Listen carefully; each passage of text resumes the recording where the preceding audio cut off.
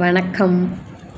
நான் இப்போ இக்கிகாய் அப்படிங்கிற ஒரு புத்தகத்தை பற்றி தான் உங்ககிட்ட கதை சொல்ல போகிறேன்.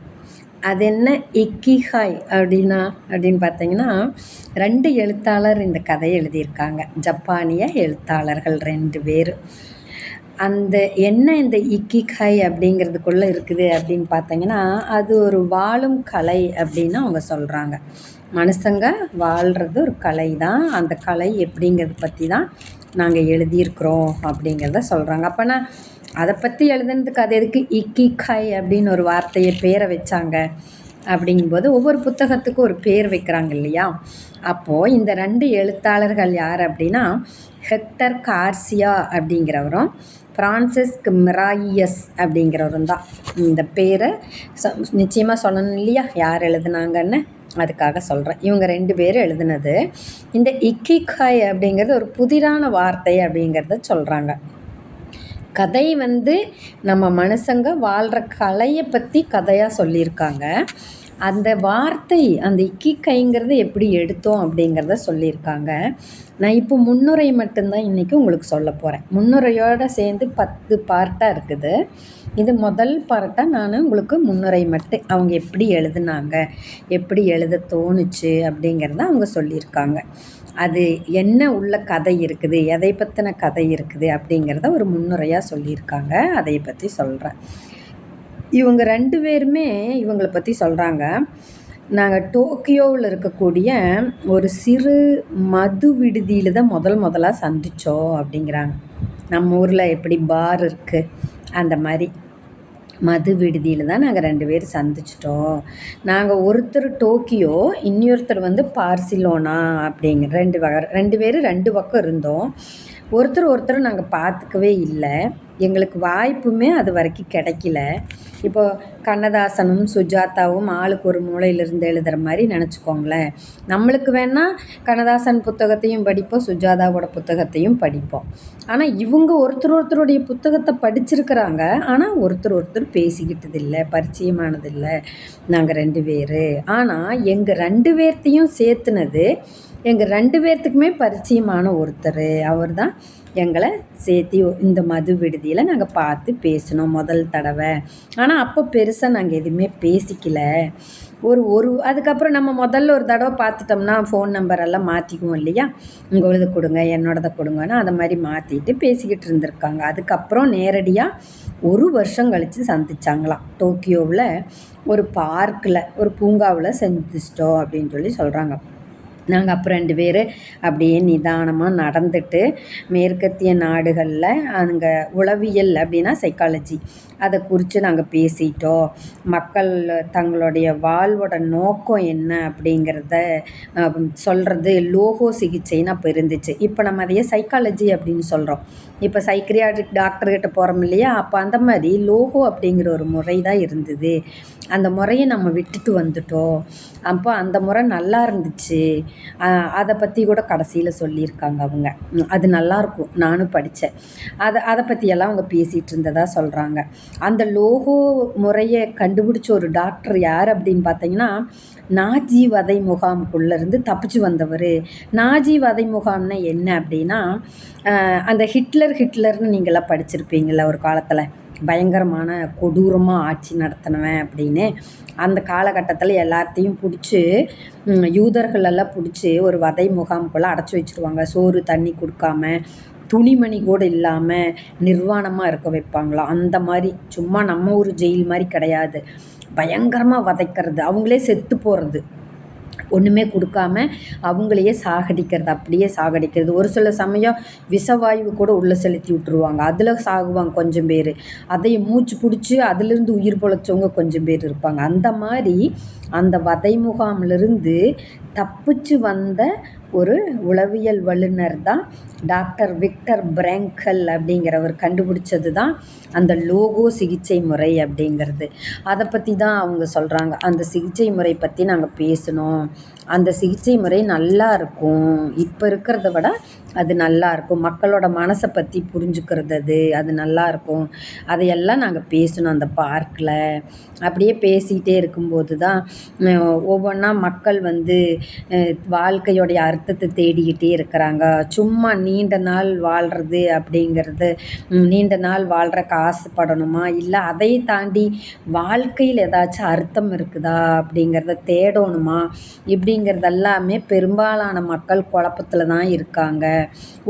இத்தனை பேர் அத்தனை குழப்பத்தில் இருக்கும்போது, ஆனால் ஒரு சிலர் மட்டுமே பார்த்தீங்கன்னா எப்படி வாழ்கிறதுன்னு ஒரு வாழ்க்கையை அழகாக வாழ்ந்துட்டும் இருக்கிறாங்க. ஒரு சம்பாதிக்கிறது எப்படி, அது எந்த வழியில் சம்பாதிச்சா நல்லா சம்பாதிக்க முடியும், அதில் எப்படி சந்தோஷமாக வாழ முடியும் அப்படிங்கிறதெல்லாம், சேமிப்பு இதையெல்லாம் எப்படி பண்ணுறதுங்கிறத ஒரு குரூப் ஆஃப் மக்கள் அவங்க சந்தோஷமாக தான் இருக்கிறாங்க. அப்போது அவங்க எப்படி அந்த மாதிரி சந்தோஷமாக இருக்கிறாங்கிறது நம்ம தெரிஞ்சுக்கணும் இல்லையா? இது எல்லாமே பார்த்து பேசிகிட்டு இருக்கும்போது தான் இவங்க இந்த மாதிரி பேசிகிட்டே இருந்திருக்கிறாங்க. இது எல்லாம் தெரிஞ்சுக்கலாம் அப்படிங்கும்போது அந்த பேச்சுக்கு இடையில் வந்தது தான் இக்கிகாய் அப்படிங்கிற ஒரு புதிரான வார்த்தை துள்ளி வந்து விழுந்துச்சு. எதேச்சையாக நாங்கள் பேசும்போது இந்த வார்த்தை வந்துச்சு. அந்த வார்த்தை எங்களுக்கு ரொம்ப பிடிச்சிருந்தது. அது என்ன அந்த வார்த்தைக்கு அர்த்தம்னா, எப்போதும் சுறுசுறுப்பாக இருப்பது தருகின்ற மகிழ்ச்சி அப்படிங்கிறத மொழிபெயர்த்துக்கலாம் அப்படிங்கிறாங்க. நம்ம சுறுசுறுப்பாக இருக்கும்போது கிடைக்கும் இல்லையா ஒரு மகிழ்ச்சி. நீங்கள் நல்லா கவனித்து பாருங்களேன். காலையில் எந்திரிச்சு சுறுசுறுப்பாக வேலை செய்யும்போது ஒரு மகிழ்ச்சி கிடைக்கும் இல்லையா? நீங்களே நினச்சி பாருங்களேன். கடகடன்னு காலையில் எந்திரிச்சு வேலை செய்வோம். அந்த வேலையை முடிக்கும்போது ஒரு சூப்பரான ஒரு சந்தோஷம் நம்மளுக்குள்ளே இருக்கும். அந்த அந்த குட்டியூண்டு அந்த சந்தோஷத்தை தான் இக்கிகை அப்படின்னு இவங்க சொல்கிறாங்க. அந்த வார்த்தையை நாங்கள் கண்டுபிடிச்சோம். அந்த அந்த அந்த இந்த இக்கிகைங்கிறதுக்கு தத்துவம் கூட அந்த லோகோ சிகிச்சை கூட அவங்க மேட்ச் பண்ணுறாங்க. இந்த ரெண்டுமே ஒன்று தான். இதெல்லாம் வாழ்க்கைக்கு ரொம்ப முக்கியம். நம்ம வாழ்கிறது அர்த்தம் இருக்குதா, இல்லை ஏதாச்சும் தேடல் நம்ம வாழ்க்கையில் இருக்கணுமா, சந்தோஷமாக இருக்கணுமா அப்படிங்கிறதுக்கெல்லாம் இந்த லோகோ சிகிச்சையுமே இந்த இக்கிகை புஸ்தகமே நம்மளுக்கு அது உதவும் அப்படிங்கிறத சொல்கிறாங்க. அப்போது இவங்க என்ன செய்கிறாங்க அப்படின்னு பார்த்தீங்கன்னா, இந்த சிகிச்சை லோகோ சிகிச்சை அப்படிங்கிறத தாண்டி ஒன்று ஜப்பானியர்கள்கிட்ட இருந்துச்சு. அந்த ஜப்பானியர்கள் குறிப்பாக ஒக்கினோவா அப்படிங்கிற ஒரு தீவில் ஜப்பானியர்கள் அசாதாரணமாக நீண்ட ஆயுளுக்கான காரணத்தை அந்த லோகோ சிகிச்சை முறை விளங்குச்சு அப்படிங்கிறாங்க. எப்படி அந்த ஜப்பானில் ஒக்கினோவா தீவில் வந்து நிறைய பேர் நீண்ட காலம் வாழ்ந்திருக்காங்க. அது கணக்கெடுத்ததில், உலகத்திலேயே கணக்கெடுத்ததில் பார்த்தா 1,00,000 பேரில் சுமார் 25 பேர் அங்கே 100 வயசுக்கு மேலே வாழ்ந்ததாக கணக்கெடுத்திருக்கிறாங்க. உலகத்திலேயே சராசரி பன்மடங்காக இருக்குது அப்படின்னு பார்த்தீங்கன்னா அந்த ஜப்பானில் இருக்கக்கூடிய ஒக்கினோவா தீவு தான். உலகில் இருக்கக்கூடிய மற்ற பகுதியில் வசிக்கிற மக்களை விட இங்கே வசிக்கிற மக்கள் நீண்ட காலம் வாழ்கிறது எப்படிங்கிறது குறித்து இவங்க ஆராயிறாங்க. அந்த அந்த இடத்துல ஆராயலாம் அப்படிங்கிறது தான் இவங்களுடைய நோக்கமாக இருந்திருக்குது. அப்போ அதுக்கு என்ன காரணமாக இருக்கும்? அந்த மக்களுடைய ஆரோக்கியமான உணவு பழக்கமாக இருந்திருக்குமா, இல்லை அவங்க திறந்த வெளியில் அதிக நேரம் செலவிடுறதா இருந்திருக்குமா? திறந்த வெளியில் அதிக நேரம் செலவிடுறது எப்படின்னா, நம்ம ஊரில் பார்த்திங்கன்னா இந்த சாவடி எல்லாம் இருக்கும். எப்போ பார்த்தாலும் இந்த பெரியவங்க அங்கே உட்காந்து நியாயம் பேசுறது, ஒரு கோயிலில் அந்த திண்ணைகள் இருக்கிறதுல நியாயம் பேசுறது, அப்படி தான் அவங்களாம் வாழ்ந்தாங்கன்னு சொல்கிறாங்க. அதிகமாக வீட்டுக்குள்ளேயே இருக்க மாட்டாங்களாம், வெளியிலேயே தான் சுற்றிக்கிட்டு இருப்பாங்களாம். ஒருவேளை அந்த எளிமையான வாழ்க்கை முறை கூட இருக்குமா அப்படின்னு யோசிக்கிறாங்க இந்த எழுத்தாளர்கள். அடுத்தது அவங்க அதிகமாக குடிக்கிறது பசும் தேநீர். சாப்பிட்றத விட பசும் தேநீர் அப்படிங்கிறத குடிக்கிறாங்கங்கிறாங்க. பசும் தேநீர் அப்படின்னா பசும்பால் கலந்த தேநீர் இல்லை, பசுமையான இலை, தேனீ இலை. அதாவது அந்த தேயிலை இருக்கும் இல்லையா, அந்த பச்சை இலையிலேயே போட்டு பாலெல்லாம் சேர்த்தாம அப்படியே பிளாக் டீன்னு நம்ம சொல்கிறோம் இல்லையா, அந்த மாதிரி ஃப்ரெஷ்ஷாக அவங்க அதிகமாக அதைய குடிச்சிட்டு இருந்திருக்காங்க. ஒருவேளை அதான் இருக்குமா அப்படிங்கிறத யோசிக்கிறாங்க. அடுத்தது பார்த்திங்கன்னா மித வெப்பமண்டல பகுதியாக இருந்திருக்குது அவங்க வசிக்கிற ஒரு இடம். ஒருவேளை அந்த தட்பவெப்ப சூழ்நிலையாக இருந்திருக்குமா, இந்த காரணங்கள் கூட வேறு ஏதாச்சும் காரணம் இருக்குமா? அப்போது அவங்க வாழ்க்கையை வழி நடத்திட்டு இருக்கிறதே இந்த இக்கிகையாக இருக்குமோ, அந்த தத்துவமாக தான் இருக்குமோ, இத்தனை சந்தேகம் இந்த எழுத்தாளர்களுக்கு இருந்திருக்குது. அப்போது இவங்க இதை குறித்து ஆய்வு செஞ்சுட்டு இருக்கும்போது இந்த யோசிச்சுருக்காங்க, யாராவது இந்த மாதிரி எழுதியிருக்காங்களா, நம்ம தான் முதல்ல எழுதுகிறோமா அப்படின்னு. இவங்க தான் நிறைய புத்தகம் படிக்கிற ஆளுங்க இல்லையா, அப்படித்தானே எழுத்தாளராகவே ஆக முடியும். சும்மா படிக்காமல் படக்குன்னு எழுத்தாளர் ஆக முடியாது, நிறையா படிக்கணும். நிறையா எழுத்தாளர்களுடைய புத்தகங்களை படிச்சுட்டே இருக்கணும். இவங்க அந்த மாதிரி மேற்கத்திய எழுத்தாளர்களுடைய புத்தகங்களெல்லாம் படிச்சுட்டு பார்க்கும்போது யாருமே மனுஷங்களுடைய வாழ்க்கையை பற்றி எழுதவே இல்லை. இவங்க தான் முதல் அந்த மாதிரி எழுதுறது அப்படிங்கிறது இவங்களுக்கு தெரிஞ்சிருக்குது. நீங்களே நம்ம நாட்டில் பார்த்தீங்கன்னா நிறைய கதைகள் லவ் ஸ்டோரியாக இருக்குது, ராஜா ராணி ஸ்டோரியாக இருக்கும், திரடந்து போலீஸ் ஸ்டோரியாக இருக்கும். இந்த மாதிரி தான் நிறைய எழுத்தாளர்கள் எழுதுவாங்க. ஆனால் மனுஷ வாழ்க்கையை, அவங்களுடைய சந்தோஷத்தை, அது எங்கே இருக்குது, எப்படி வாழலாம், இப்படியும் தான் வாழலாமா அப்படிங்கிறதெல்லாம் இந்த மேற்கத்திய எழுத்தாளர்கள், ஜப்பானிய எழுத்தாளர்கள் மெயினாக எனக்கு அதுக்கு தான் இந்த ஜப்பானிய புத்தகங்கள் பிடிக்கிறது. அந்த எழுத்தாளர்களுடைய புத்தகங்கள் ஒவ்வொன்றும் வித்தியாசமாக எழுதியிருப்பாங்க. இவங்க அப்போது சொல்கிறாங்க, கடைசி ஒரு புத்தகம் கூட இல்லை, அப்போ நம்ம எழுதலாம் அப்படின்னு சொல்லி எழுத ஆரம்பிக்கிறாங்க. அப்போது என்ன பண்ணுறாங்க, 100 வயசை தாண்டி வாழ்ந்தவங்க இருப்பாங்க இல்லையா, அதையே தேடலாம் அப்படிங்கும்போது அங்கே ஒகினாவா தீவில் அதிகம் இருக்கிறாங்க, அங்கே போய் நம்ம எழுதலாம் அப்படின்னு முடிவு பண்ணுறாங்க. அங்கே இருந்தவங்க தங்களுடைய இறுதி காலம் வர சுறுசுறுப்பாக இருக்கிறதுக்கு எப்படி இவங்களுக்கு உத்வேகமாக இருந்திருக்கும், எப்படி மகிழ்ச்சியாக ஆயுசுக்கும் இருந்திருக்கிறாங்க. அப்போது மகிழ்ச்சியாக இருந்தால் தானே நீண்ட காலம் வாழ முடியும். அப்போ அதோட ரகசியம் என்ன அப்படிங்கிறதால தெரிஞ்சுக்கணுன்னு இவங்க ரொம்ப ஆசைப்படுறாங்க. அப்போது இவங்க நிறையா அது குறித்து ஆராய்ஞ்சிட்டே இருந்தபோது அந்த ஒக்கினோவா தீவுலேயுமே வடக்கு மூலையில் இருக்கக்கூடிய ஒரு 3000 மக்கள் தான் வாழ்ந்துட்டுருக்கிற ஒக்கிமி அப்படிங்கிற ஒரு சிறு நகரம்தான் எங்களுடைய கவனத்தை கவர்ந்தது அப்படிங்கிறாங்க. நல்லா கவனித்து பாருங்களேன், தமிழ்நாடு இருக்குது, தமிழ்நாட்டுக்குள்ளே இப்போ கோயம்புத்தூர், திருப்பூர் இப்படியெல்லாம் இருக்குது. அப்போது அதுக்குள்ளே திருப்பூருங்கிற ஒரு நகரம் அப்படிங்கிறத எடுத்துக்கிட்டோம்னா அதுக்குள்ளே ஒரு குட்டி ஊர், அதுக்குள்ளே ஒரு 3000 பேர் வசிக்கிறது. அவங்க ரொம்ப ஜாலியாகவும் அதிக 100 வயசுக்கு மேலே இருக்கிறவங்களாகவும் இருந்திருக்கிறாங்க. அப்போ நம்ம அந்த நகரத்தை தேர்ந்தெடுக்கலாம், ஒக்கிமி அப்படிங்கிற நகரம். நீங்கள் இதெல்லாம் கரெக்டாக கவனிக்கணும். நான் எதுக்கு திருப்பி சொல்கிறேன் அப்படின்னு சொன்னால், நீங்கள் இது கடைசியில் நீங்கள் எழுதணும் சரியா. நான் சொன்னது இக்கிகைனா என்ன அர்த்தங்கிறத நீங்கள் எழுதணும். அடுத்தது ஒக்கினோவாங்கிற ஒரு தீவு, அதில் ஒக்கிமி அப்படிங்கிற ஒரு சிறு நகரம், இந்த 3ஐயும் நீங்கள் படித்து முடிச்சுட்டு கடைசியில் எழுதுகிறீங்க ஒவ்வொருத்தரும் சரியா. அப்போ தான் நீங்கள் படித்து தான் எனக்கு தெரியும். அப்போது அங்கே வயசானவங்க நிறைய வசிச்சுட்டு வர்றாங்க. அப்போ அந்த ஊருக்கு ஒரு பட்டப்பெயரும் கூட இருக்குதான். அந்த பட்டப்பெயர் தான் நீண்ட ஆயுள் உடையவர்களின் கிராமம் அப்படிங்கிற அந்த ஒக்கிமிங்கிற ஒரு ஊருக்கு இருக்குது, அந்த கிராமத்துக்கு. அதையே சொல்கிறாங்க. அப்போது அதுக்கான ஒரு காரணம் கூட அந்த ஜப்பானில் ஷிக்குவாஷா அப்படிங்கிற ஒரு பழம் இருக்கா. ஷிக்குவாஷாங்கிற ஒரு பழம் நம்ம ஊர் எலுமிச்சம்பழம் சைஸ் தான் இருக்குமா. அது என்ன அப்படின்னா, அதை ஆக்சிஜனேற்ற தடுப்பான் அப்படிங்கிற மாதிரி சொல்கிறாங்க. என்னென்னா அதிகமாக வேதி வினை புரியாமல் நம்ம உடம்புக்குள்ளே கரெக்டாக எல்லாத்தையும் வச்சுக்கிறது. அதுதான் இந்த red cells, white cells, platelets இதையெல்லாம் உருவாக்குறதுக்கு கரெக்டான ஆக்சிஜனேற்றத்தை கொடுக்கக்கூடியது அப்படிங்கிற மாதிரி அந்த பழத்தை சொல்கிறாங்க. ஒருவேளை அதை சாப்பிட்டு நிறையா சாப்பிட்றதுனால இருக்குமோ அப்படிங்கிறது கூட அவங்களுக்கு அது சந்தேகம் இருக்குது. அடுத்தது பார்த்திங்கன்னா, அவங்க அதிகமாக முருங்கை இலை தேநீரை குடிப்பாங்களாம். நிறைய குடிச்சுக்கிட்டே இருப்பாங்களா டெய்லியும். ஒருவேளை அது காரணமாக இருக்குமா, இல்லை அதை தயாரிக்கக்கூடிய தண்ணி இருக்கும் இல்லையா, சுத்தமான தண்ணி, அந்த ஊரில் சுத்தமான தண்ணி இருக்குமா, அந்த தண்ணி கூட ஒரு காரணமாக இருக்குமா. நம்ம ஊரில் தண்ணி சுத்தமாக இல்லாமல் இருக்கிறது கூட நம்ம வாழ்நாள் கம்மியாக இருக்கிறதுக்கு காரணமாக. இத்தனை சந்தேகம் இவங்களுக்கு இந்த புத்தகம் எழுதுறதுக்கு முன்னாடி இருந்திருக்குது. ஒருத்தவங்க 100 வயசு மேலே வாழ்கிறாங்க அப்படின்னா இதெல்லாம் சாப்பிட்ருப்பாங்களா, இப்படியெல்லாம் இருந்திருப்பாங்களா, அப்படியெல்லாம் இருந்திருப்பாங்களான்னு யோசிப்பாங்க இல்லையா, அந்த மாதிரி இவங்களுக்கும் இருந்திருக்குது. அப்போ 100 வயசு தாண்டி வாழ்ந்துட்டுருக்கிற ஜப்பானியர்களோட வாழ்க்கை ரகசியத்தை நேர்லேயே போய் நம்ம அவங்க கூடயே தங்கி இருந்து நம்ம அவங்களோட இருந்து அதை ஆராய்ச்சி பண்ணணும்னு முடிவு செய்கிறாங்க. அப்புறம் இவங்க என்ன பண்ணுறாங்க, 2 பேர் கிளம்பி கேமரா, மைக்கு இதையெல்லாம் எடுத்துகிட்டு அந்த தீவில் போய் இறங்குறாங்க. ஒக்கினோவா தீவில் போய் அந்த தீவுக்குள்ளே போகும்போது அவங்க வந்து நீண்ட தலைமுடியோடு இருக்கிற ஆவிகளை வழிபடுறது அப்படிங்கிறத கண்டுபிடிக்கிறாங்க. உள்ளே போய் இறங்கணுன்னே ஆவிகள் தான் அவங்களுடைய கடவுள். அதுக்கு பேர் புனக்கையா அப்படின்னு சொல்லி சொல்கிறாங்க. அந்த கடவுளாக ஒரு ஆன்மாவை வணங்குறவங்க, ஆவிகளை வணங்குறவங்களா இருக்கிறாங்க அந்த இடத்த. ஏன்னா சாமி கும்பிட்றது கூட வாழ்க்கையில் ஒரு இதுன்னு சொல்கிறாங்க.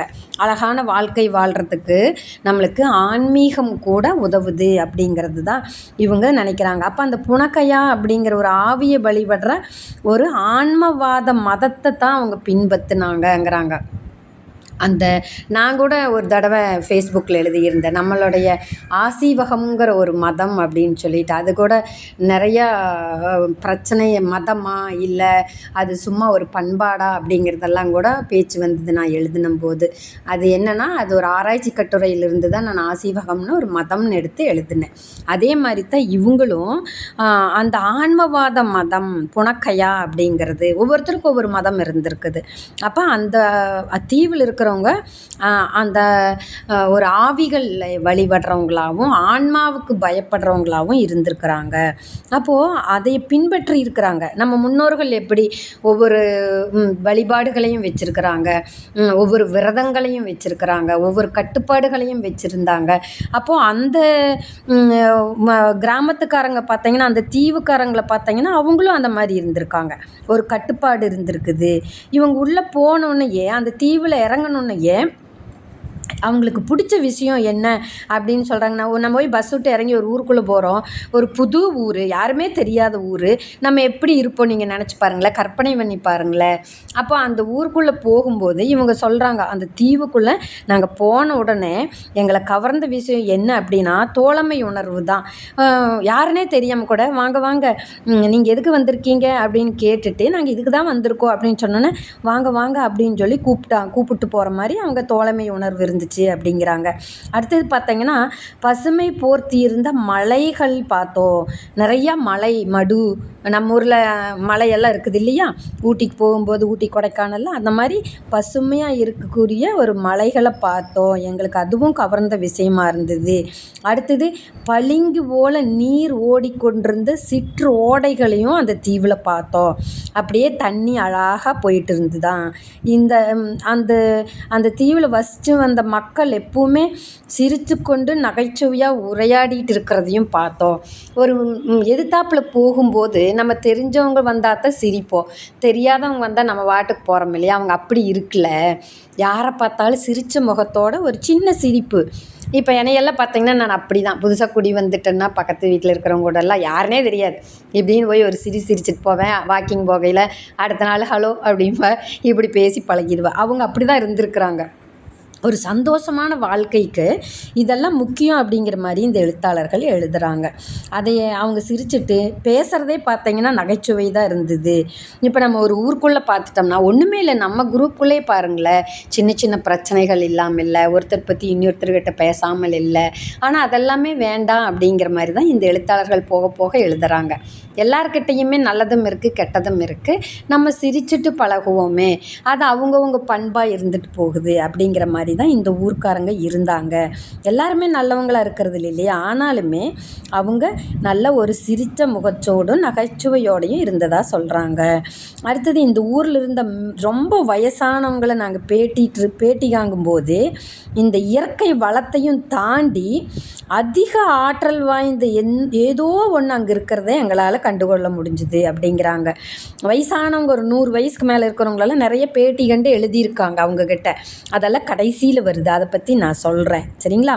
இப்போது அவங்கக்கிட்ட அந்த பேட்டி காங்கும்போது அவங்களுக்கு அந்த இயற்கை வளத்தையும் தாண்டி ஏதோ ஒன்று எங்களுக்கு இனம் புரியாத ஒன்று அந்த மக்கள்கிட்ட பொங்கி வழிஞ்சுது. ஒரு அசாதாரணமான மகிழ்ச்சி, அவங்களுடைய நீண்ட இன்பகரமான வாழ்க்கை பயணத்தை வழி நடத்திட்டு இருந்தது அப்படிங்கிறாங்க. ஏதோ ஒன்று எங்களுக்கு பிடிவிடல அது, ஆனால் அவங்கக்கிட்ட ஏதோ ஒன்று இருந்தது. எல்லாருமே சிரித்த மாதிரி போகிறாங்க, ஜாலியாக பேசிக்கிறாங்க, ஆனால் அதுக்குள்ளே ஏதோ ஒன்று இயற்கை வளத்தையும் மாதிரி அந்த பசுமையான மலை தடைகளையும் மீறி, அந்த தண்ணி ஓடைகள் போயிட்டு இருந்ததையும் மீறி அவங்களுடைய வாழ்க்கையில் ஏதோ ஒன்று எங்களுக்கே இனம் புரியாமல் இருந்தது. அதையும் நாங்கள் கண்டுபிடிக்கணும்னு நினச்சோம். அப்போது எங்களுக்கு அந்த இக்கிகை தான் மனசுக்குள்ளே வந்தது. ஒருவேளை இந்த இக்கிகைன்னா என்ன நான் சொன்னேன், சுறுசுறுப்பாக இருக்கும்போது கிடைக்கிற மகிழ்ச்சி இதுவாக இருக்குமோ அப்படிங்கிறது எங்களுக்கு தோணுச்சு. அப்போ அதை எப்படி பெறுறது? சும்மா ஈஸியாக நம்ம சுறுசுறுப்பாக இருந்துட்டால் சந்தோஷம் வந்துருமா? அப்போ அதையே அடையிறதுக்கும் ஏதோ ஒன்று இருக்குது இல்லையா அப்படின்னு இவங்க நினச்சாங்களாம். அப்போது ஆனால் அந்த ஊரை பற்றி அவங்க சொல்கிறாங்க, அந்த தீவை பற்றி அவங்க சொல்கிறாங்க. 2ஆம் உலகப் போர் நடக்கும்போது 2 லட்சம் அப்பாவி மக்களை பலி கொடுத்து தான் அந்த ஒக்கினோவா தீவுங்கிறது. அந்த தீவில் தான் அந்த மகிழ்ச்சி ததும்பி கொண்டிருந்த இந்த குட்டியோண்டு ஊர், அந்த ஊரும் இருந்தது அப்படிங்கிறத நாங்கள் அறிஞ்சோம். எங்களுக்கு வியப்பை எங்களால் கட்டுப்படுத்தவே முடியல, அவ்வளவு வியப்பாக இருந்தது. ஏன்னா அவ்வளவு கஷ்டப்பட்டுட்டு இருந்தது. நம்ம தனுஷ்கோடி நீங்கள் போயிருக்கிறீங்களா? ராமேஸ்வரத்துலேருந்து தனுஷ்கோடி, அங்கே நம்ம இயற்கை அழிவு வந்தோடனே அங்கே போனோம்னாலே நம்மளுக்கு ஒரு சோகம் அப்பிக்குது இல்லையா? ஆனால் இந்த 2 லட்சம் பேர் பக்கம் 2ஆம் உலகப் போரில் இறந்துமே அந்த ஊர் எப்படி இப்படி அந்நியர்கள் வந்தால் வெறுப்பில்லாமல் சிரிச்சிட்டு பேசுகிறாங்க அப்படிங்கிறது எங்களுக்கு அதிசயமாக இருந்தது. அப்போது தான் முதலாக சந்தித்தா கூட எங்களை சகோதரர் போலத்தான் நடத்துனாங்க. அப்போ நாங்கள் அவங்கக்கிட்ட கேட்கும்போது அவங்க எங்களுடைய மதத்துடைய கோட்பாடு அது அப்படின்னு சொல்லி சொன்னாங்க. அது என்ன கோட்பாடு அப்படின்னா இச்சாரியா சோடே அப்படிங்கிற ஒரு தத்துவம்னு சொல்கிறாங்க.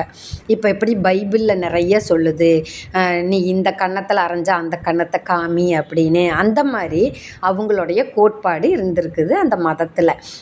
யார் என்ன தப்பு பண்ணினாலும் அதை மன்னிச்சுட்டு அவங்கள சகோதரனாக பாரு அப்படின்னு எல்லாருமே அதை கடைபிடிச்சிருக்கிறாங்க. அப்போதைக்கு அந்த தப்பை சொன்னாலுமே அதை மறைமுகமாக குத்தி காட்டுறதோ அதெல்லாம் இருக்குல்ல அந்த ஊருக்குள்ளே. அப்போதைக்கு நேராக டைரெக்டாக பேசிக்கிறாங்க, யாருமே முன்னுக்கூட்டு பிறகுக்கு பேசலிங்கிறது எங்களுக்கு அது ஒரு ஆச்சரியமாக இருந்தது. மனித இயல்பு இல்லையா முன்னுக்கூட்டு பிறகுக்கு பேசுறது.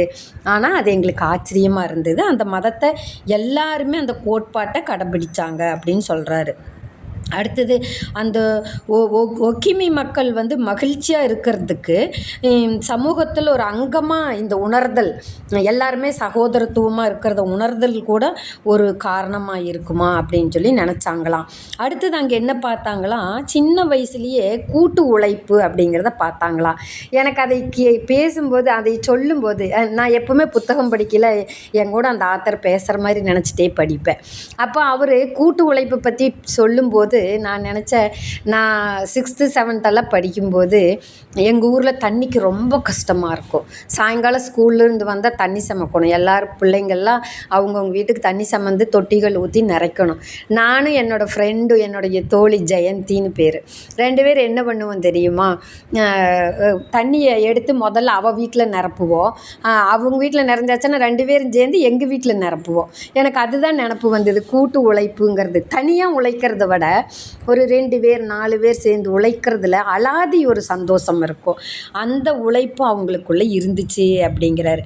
அதுக்குமே ஒரு பேர் வச்சுருக்குறாங்க, யூய் மாறு அப்படின்னு சொல்லிட்டு.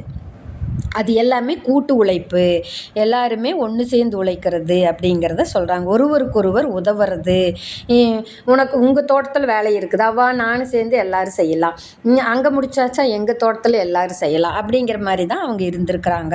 அது எங்களுக்கு ரொம்ப பிடிச்சிருந்தது அப்படின்னு சொல்கிறாங்க. அப்போது இவங்கக்கிட்ட என்னெல்லாம் அவங்க கவனிச்சதாக சொல்கிறாங்கன்னா, தோழமையை பேணுதல், நண்பனாக இருந்தால் அது நண்பன் தான், சண்டை போட்டுக்கக்கூடாது அப்படிங்கிறது, அளவாக சாப்பிட்றது வச்சுருந்தாங்களா. அளவாக சாப்பிட்றது இன்னும் போக போக உள்ள அதை பற்றி நிறைய சொல்லியிருப்பாங்க, சாப்பாட்டெல்லாம் பற்றி. என்னென்னா நம்ம வாழ்க்கையில் அதுவும் ரொம்ப முக்கியங்கிறாங்க. எப்போது நம்மளுக்கு பசிக்காக சாப்பிடணும் அப்படிங்கிறாங்க, மூக்கு மட்டும் சாப்பிடக்கூடாது, ஒரு கொஞ்சம் போதும் அப்படிங்கிற நினச்சதுக்கு அப்புறமும் போட்டு அமுக்கக்கூடாது, நல்லா இருக்குதுங்கிறக்காக 4 ஸ்வீட் சாப்பிடக்கூடாது. அந்த மாதிரி தான் அவங்க இருந்திருக்கிறாங்க, அளவாக சாப்பிட்றது. அடுத்தது தேவையான அளவு ஓய்வெடுக்கிறது. அவங்க ஓய்வெடுக்கிறத விடுறதே இல்லையா, அந்த அளவுக்கான ஓய்வு எடுத்துகிட்டே தான் இருந்தாங்க.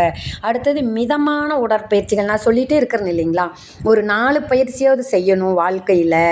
என்னென்னா அந்த எலும்புகளுக்கும் சதைகளுக்கும் இடையேயான ஒரு பிடிப்புகளை நம்ம தளர்த்தி விடணும் அப்படிங்கிறது நூல்கள். நிறைய உடற்பயிற்சி நூல்கள் நான் படித்தது, யோகா சம்மந்தமாக படித்ததுலலாம் அதுதான் சொல்லுது. நம்ம வீட்டு வேலை செய்கிறதோ, சும்மா வாக்கிங் போகிறதோ எல்லாம் அந்த மூட்டுக்கள் எல்லா மூட்டுக்களுக்குமே அந்த பயிற்சிகள் கிடைக்காது. அப்போது அதுக்கான பயிற்சிகள் ஒரு 4, 5யாவது செய்யணும். அதுதான் மிதமான உடற்பயிற்சியை பழக்கிக்கிறது. இது எல்லாமே உடல் ஆரோக்கியத்துக்கு இன்றியமையாதுனாலுமே தங்களுடைய பிறந்த நாளை கொண்டாடுறதுக்கு அவங்க தவறுனதே இல்லையா. 120 வயசு ஆனாலும் அந்த வயசானவங்களில் ஒன்று சேர்ந்து ஒருத்தரோட பிறந்த நாள், நீங்கள் அந்த ஊரில் பார்த்தீங்கன்னா ஒரு 3000 பேர் இருக்கீல, டெய்லி ஒருத்தருக்கு பிறந்த நாள் வந்துட்டே இருக்கும்ல. சாயங்காலமான அவங்க பிறந்த நாளை கொண்டாடுவாங்களே. இன்னும் அது உள்ளே போகும்போது நிறையா அதை பற்றி எழுதியிருப்பாங்க, எப்படியெல்லாம் கொண்டாடினாங்கன்னு சொல்லிட்டு. அதெல்லாமே எங்களுக்கு உற்சாகத்தை கொடுக்குது. அதே மாதிரி தான் ஒவ்வொரு நாளும் ஒவ்வொருத்தருக்கு கொண்டாடும் போது நாங்கள் ஒவ்வொரு நாளுமே உற்சாகமாக இருக்கிறோம் அப்படின்னு அவங்க சொல்கிறாங்க. இதுவுமே அந்த இக்கிக்கை தான். சுறுசுறுப்பாக உற்சாகமாக இருக்கும்போது ஒரு கிடைக்கிற சந்தோஷம் அதுதான் இக்கிக்கை. அப்போ அதுதான் இவங்களுடைய வார்த்தை இதில் அந்த இக்கிக்கைன்னு வந்தது அப்படிங்கிறாங்க. அதெல்லாமே இவங்களுடைய சந்தோஷமாக வாழ்ந்ததுக்கு காரணமே இந்த இக்கிக்கை தான் அப்படின்னு சொல்லி இந்த எழுத்தாளர்கள் சொல்கிறாங்க. அப்போ 100 வயசை கடந்த ஜப்பானியர்களோட ரகசியத்தை உங்களுக்கு தெரியப்படுத்துறதும், அதன் மூலம் நீங்கள் உங்களுடைய இக்கிக்கையை கண்டுபிடிக்கிறதும் உங்களுக்கு உதவுறது தான் இந்த நூலுடைய நோக்கம் அப்படிங்கிறாங்க. யாரெல்லாம் இந்த புஸ்தகத்தை படிக்கிறீங்களோ அவங்களுக்கு 100 வயசை கடந்த ஜப்பானியர்கள் எப்படி வாழ்ந்தாங்கிற ஒரு ரகசியத்தை உங்களுக்கு சொல்கிறதும், அதன் மூலம் உங்களுக்குள்ளே எல்லாத்துக்குள்ளேயுமே இக்கிக்கை இருக்குதுங்கிறாங்க. எல்லாத்துக்குள்ளேயுமே ஒரு சுறுசுறுப்பு இருக்குது. அந்த சுறுசுறுப்பால் கிடைக்கக்கூடிய சந்தோஷம் இருக்குது. நான் இந்த முன்னுரையை தொடங்கும் போதே நான் சொல்லிட்டேன் இல்லையா, காலையில் எழுந்தொன்னையுமே கடகடன்னு நம்ம வேலை செய்கிறது சுறுசுறுப்பாக செய்யும்போது அதில் கிடைக்கிற வேலையை முடிச்சுன்னா கிடைக்கிற சந்தோஷம் அந்த நாள் முழுவதும் இருக்காது. அந்த கரெக்டாக அந்த சந்தோஷத்தை நீங்கள் அனுபவிச்சு பாருங்கள்.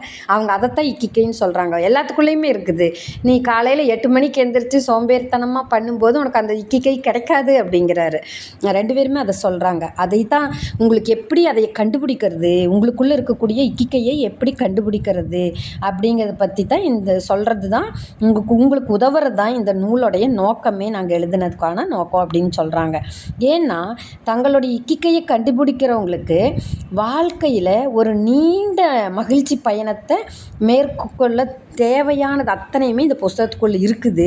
அது எல்லாமே உங்கள் கைவசப்படும். நீங்கள் இதையை கடைப்பிடிச்சிங்கன்னா நீங்கள் உங்களுடைய வாழ்க்கையில் இக்கிக்கையோடு வாழலாம், சந்தோஷமாக வாழலாம் அப்படின்னு சொல்லி சொல்கிறாங்க. சோம்பேறித்தனம் இல்லாமல் நல்ல சந்தோஷமாக நீங்கள் வாழலாம். இந்த புஸ்தகத்தை நீங்கள் முழுசும் படிக்கும்போது நீங்கள் அந்த மாதிரி மாறி இருப்பீங்க அப்படிங்கிறத சொல்கிறாங்க. உங்களுடைய வாழ்க்கை பயணம் மகிழ்ச்சியானதாக அமைய வாழ்த்துக்கள். நீங்கள் இந்த புஸ்தகத்தை படிக்க தொடங்கியிருக்கிறீங்க.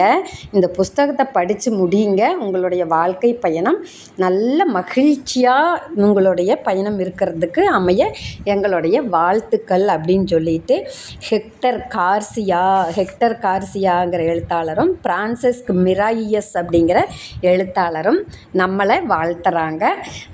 இதுதான் முன்னுரை. இதை படிச்சுட்டு நான் கேட்ட கேள்விகளுக்கெல்லாம் நீங்கள் கீழே பதில் சொல்கிறீங்க. அதுக்கப்புறம் நாளைக்கு நான் முதல் பாகத்தை சொல்கிறேன். இது எப்படி இருந்துச்சு உங்களுக்கு அப்படிங்கிறதையும் ஒரு வரியில் எழுதுங்க. சரியா? நன்றி.